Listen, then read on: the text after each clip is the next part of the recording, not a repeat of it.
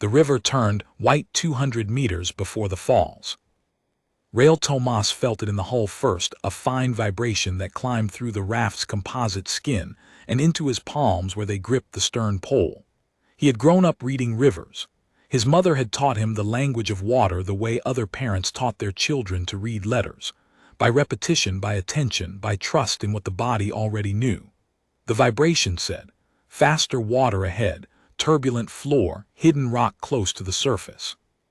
He shifted his weight back, drove the pole in at an angle, and the raft swung 3 degrees left just as the first submerged boulder scraped past the starboard edge with a grinding whisper. Behind him, Dr. Senna Vrath grabbed the equipment case and pulled it against her chest. "Nice," she said. "We're not clear yet," Rael said. The Veth River on the moon called HFY ran dark and fast through a canyon that the survey maps had never fully plotted. 12 years of orbital scans, 6 previous expeditions, 3 of which had turned back at the first major rapids, 1 of which had lost a raft to the stone formations that jutted from the river at the canyon's middle bend, and 2 of which had reached the plateau section, photographed the far cliff face, and declared the chamber entrance an architectural anomaly not worth the downstream risk. Senna had hired Rael's family to run her through because they were the only river guides on HFY who had navigated the canyon's full length twice and returned. His father had been supposed to come. 3 days before the launch window, a support beam at the outpost yard had come down wrong, and now his father was in a medical bay with a fractured shoulder, and Rael was steering the research raft alone at 15 years old, reading white water in the pale light of a binary that hung too low on the horizon and washed everything in copper and shadow. The falls came up fast. Rael had run them twice with his father, once at normal water level and once at flood. He knew the line left of center, angled slightly right to catch the deep pool's draft and avoid the shelf rock that jutted out at the base and would gut the hull if you hit it flat. He planted the pole hard, called the angle from instinct, and the raft went over the lip with the even steadiness of something that had made up its mind. The drop was 4 meters. The pool took them clean. The equipment case made a sound inside its straps that suggested something had shifted, but Senna was already checking it, her hands moving over the latches with the efficiency of someone who had cataloged fieldwork losses before and had no intention of adding to the list. "Equipment good," she said. Rael pulled them out of the pool's current toward the cut bank and let the raft breathe for 30 seconds. His arms ached. The falls were the second worst obstacle on the canyon run. The worst was still ahead, the stone formation section his father called the Narrows, where the river compressed between 2 walls of raw basalt and moved at a speed that made the pole nearly useless. You ran the Narrows on steering oars and nerve. "How far to the Narrows?" Senna asked without looking up from her sensors. 2 hours at this water level, Rael said. "Maybe less if it rises." The survey fragment Senna had reconstructed from the archive chip. The one previous expeditions had dismissed as a mapped confusion, a relic site marker misread as structural data, placed the chamber entrance in the cliff face on the canyon's far wall, accessible by a river landing 200 meters downstream from the Narrows exit. The archive chip called the chamber the Vel-Orath Repository. The translation was contested. Senna's reading was repository of the river's end. Every other linguist who had looked at the chip said it meant nothing navigable. Senna said they were reading the word for river in its dead dialect form rather than the live one, and the difference changed the entire positional clause. Rael had not followed all of that.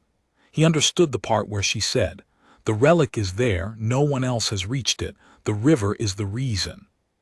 He pulled them back into the current. The next 90 minutes were the kind of work that left no room for anything except the river. A second falls minor, 1/2 meter, more of a ledge flush than a true drop, came at the canyon's first hard bend, and the current behind it ran diagonal, pushing the raft toward the left wall with a slow, persistent pressure that required constant correction. The canyon narrowed as they moved deeper. The walls rose on either side until the sky above was a pale strip of copper and the shadows at water level were almost total. Rael activated the raft's forward lamp. The water turned bronze and black in the beam. Senna had gone quiet. She did that when she was working, her tablet angled to catch the wall inscriptions as they passed, script carved into the basalt at irregular intervals. Never the same spacing, never repeated glyphs in any pattern Rael could identify. He had asked her about them on the first day of the canyon run, and she had said they were counting. Distance markers, but not the kind that tracked meters, more like the kind that tracked stages of a journey the original builders had considered meaningful. The last cluster had appeared just after the second falls. She had photographed every visible face. "They know we're coming," she said. Rael glanced back. "What?" "The markers. The last cluster is an active inscription. The glyph set at the center changed since I photographed it this morning from the bank." She turned her tablet so he could see the comparison image, 2 photographs, same surface, same cluster, the center glyph different in each. Not different like weathering, different like rewriting. Rael thought about that. "What does it say now?" "Approach registered." She paused. "More precisely, the one who carries the water forward has been noted." The raft hit the entrance to the Narrows. There was no mistaking it. The walls came in hard, close enough at the base that Rael could have touched both sides if he'd extended the steering oars flat. The water turned gray-green with speed, the surface smooth, and under tension the way fast rivers went in confined spaces, and the sound changed from the open churn of the canyon to a compressed roar that the basalt walls amplified and returned at strange angles. Rael pulled both oars in tight, set his feet wide, and read the water. His father always said, "The Narrows don't kill you by being fast, they kill you by being narrow." There's nowhere to go when you read it wrong, so read it once and commit. The current carried them left, then right, bending around a column of rock that protruded from the right wall like a blunt fist. Rael leaned the oar hard, swung the stern, and the raft turned 90 degrees in 2 seconds, clearing the column by a hand-width. The equipment case groaned. Senna hadn't made a sound since they entered. A shape emerged in the lamp beam. Not rock, not basalt.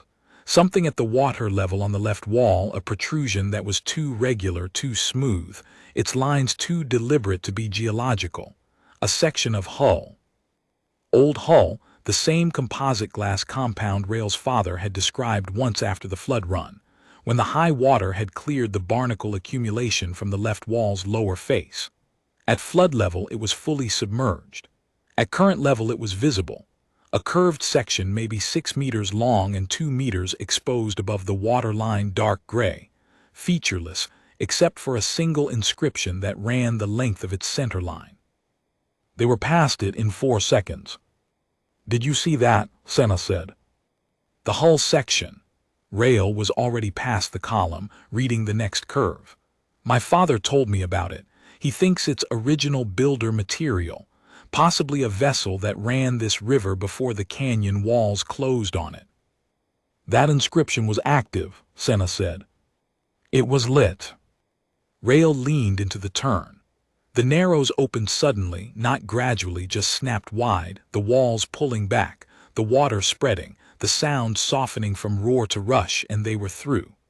The canyon floor downstream of the Narrows was calmer, the current still fast but readable, the walls lower and angled back from the water. He pulled the raft toward the right bank to rest his arms. The cliff face on the far wall had a landing. Not a natural landing, a cut ledge, smooth stone, wide enough for 2 people in a raft, set at water level with a carved cleat on the upstream side. Rael had never seen it before and understood immediately what it was. The other expeditions had turned back before the Narrows, or they had run the Narrows wrong, or they had not known to look. The ledge was too clean to be accidental. "There," Senna said. He set the raft against the cleat. The stone held. The lamp showed the cliff face rising above the ledge, and in the cliff, starting at the water surface and going up, a door. Not a crevice, not an eroded recess. A door, tall, rectangular, fitted with precise intent into the basalt, its seam running clean and unweathered in the way that said something had kept it sealed and dry despite the water level varying around it for a long time. Senna stepped out and put her hand on the surface. The inscription above the doorframe was the same family as the counting markers on the walls, but longer. She read it in silence.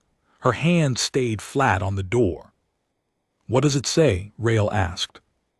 "It says, those who carry the water forward may open this, those who force it may not." She took her hand away. The door did not open. Rael climbed out. The ledge was dry under his boots. He stood beside Senna and looked at the surface. The seam around the door was consistent, no obvious mechanism, no sensor plate, no keywork he could identify. He thought about the hull section in the Narrows, lit, active, running an inscription. He thought about the counting markers that had registered their approach. He thought about what Senna had said, the one who carries the water forward. He put his hand on the door. Not flat the way Senna had. Fingers spread, palm down, in the same stance he used when he placed his hand on the raft hull to read the current through the composite. Listening. The inscription above the doorframe lit. It went glyph by glyph, not all at once, each symbol illuminating in sequence, left to right, the same direction as the inscription's text. A warm amber glow, the color of the river at shallow depth when the binary was right overhead. Rael held his position. The doors seemed filled with the same light, starting at the base and rising, and then the door didn't open so much as step back. A slow, controlled movement, the stone withdrawing inward and upward on tracks that were soundless, except for a deep, resonant hum that Rael felt more through his boots than heard through his ears.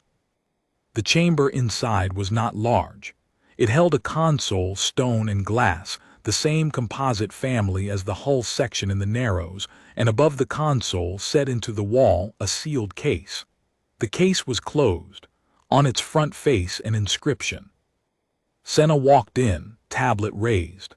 She read the console text first, her mouth moving silently, her expression changing from concentration to something quieter. Then she read the case inscription. "Rael," she said. He was already inside. The air was different, drier, older, pressurized in a way that the canyon wasn't. "The console text is a record," Senna said. "The repository's register of every approach, name, date, result." She pointed to the bottom line of the register, the most recent entry, glyphs lit amber. "The last line was written when we arrived at the landing." "What does it say?" Senna looked at the case inscription instead of answering the console question. She read it again, more slowly. "The case says, 'To the one who guided the river, not conquered it, the next keeper of this record is named.'" She turned to look at him. "It's using the same root word for guided that the counting markers use for a pilot who reads the water rather than fights it.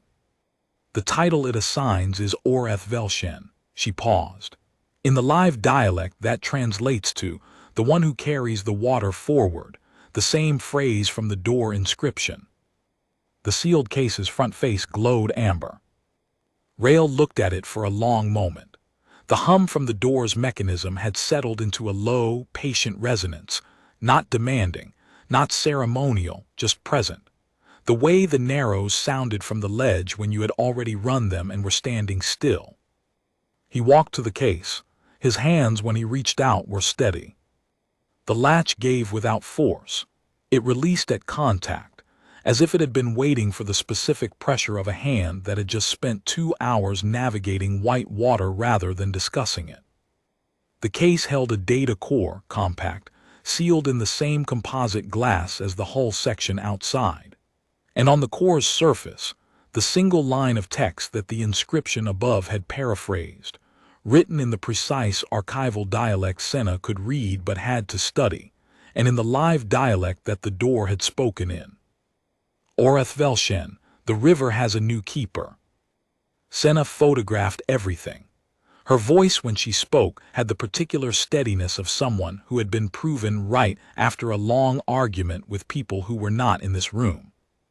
Every expedition that turned back, she said, turned back at the Narrows. Rael set the data core back in its case. The amber glow held steady. Outside, through the open door, the river moved in the lamp beam, dark and fast, and readable to anyone who knew how to listen. They couldn't guide it, he said. They tried to fight it. Senna looked at the register on the console, the long list of approaches. Each one ended with the same result notation, each one that had preceded them. She didn't translate it aloud. She didn't need to. The river had been waiting for the right hands.